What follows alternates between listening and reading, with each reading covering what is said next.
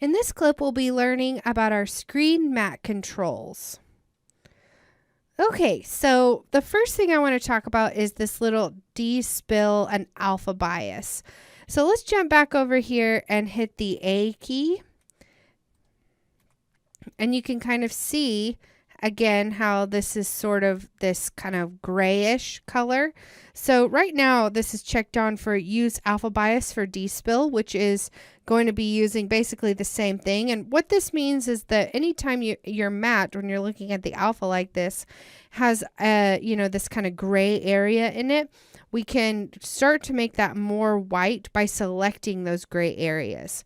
So I'm going to just come in here and kind of control click some of these spots.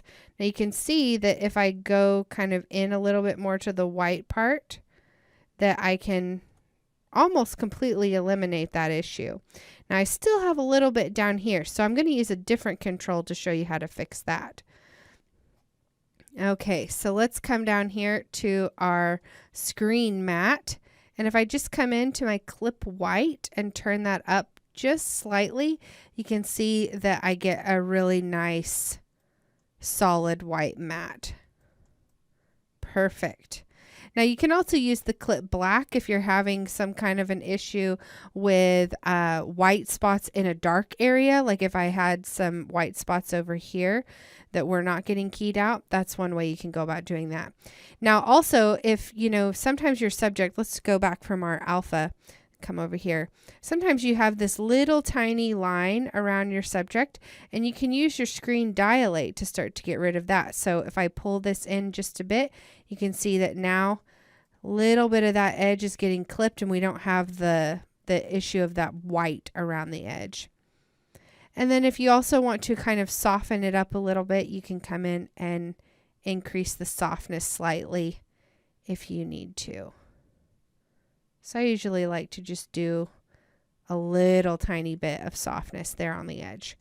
Now, when I'm looking at this right now, he looks to have just a little bit of this kind of green cast to him, right?